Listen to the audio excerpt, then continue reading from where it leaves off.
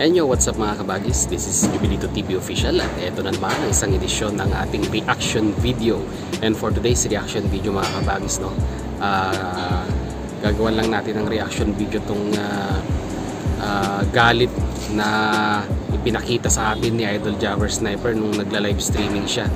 Ano nga ba tong galit na ito? Mapapanood natin yan pagkatapos naman po ng ating intro.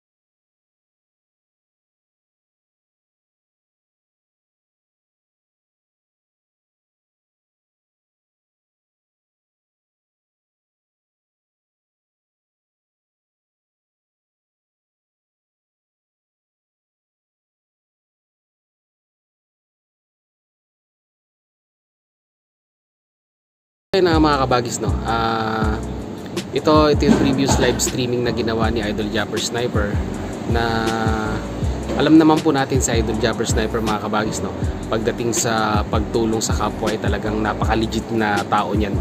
Talagang ibinibigay niyang 100% na effort niya sa mga pagtulong sa mga nangangailangan, hindi lamang sa taga-Bukana. Basta meron pong lumapit sa kanya ay talaga naman pong hindi siya nagdadalawang isip para tumulong sa kapwa. Pero mga kabagis, sa pagtulong na yun ay may mga ibang taong nagtitik ng opportunity or ginagrab yung opportunity para makapanglamang sa kapwa at ginagamit ang kanyang pangalan o ang kanyang titulo bilang isang sikat na vlogger sa pagtulong sa mga kapwa, at ginagamit nga ang So Weird family upang makapanglamang sa kapwa. Well, hindi ko na po babanggitin mga kabagis kung sino itong taong ito or sino itong mga individual na ito na gumagamit sa pangalan ni Idol Jabber Sniper para lamang po makapag-scam at makapanglamang sa kapwa. Pero may mensaheng binitawan or merong mga katagang binitawan si Idol Jabber Sniper sa mga taong gumagamit sa kanya, gumagamit ng kanyang pangalan upang makapanira or makapanglamang sa kapwa nila. Kung ano yung binitawang salita na Idol Jabber Sniper mga kabagis, ay mapapanood natin maya-maya lamang sa mga video clips na ating ipapanood sa inyo.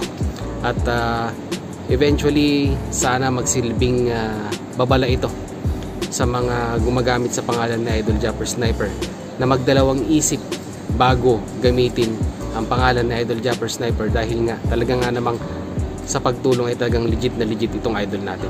Well, ano mga kabagis, hindi na natin patatagalin ito, panoorin na natin kung ano yung sinabi ni Idol Jabber Sniper.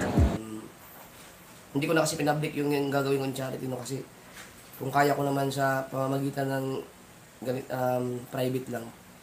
Kaya pre-private ko na lang, hindi ko pinablik kasi uso ngayon yung putang inang scam. No?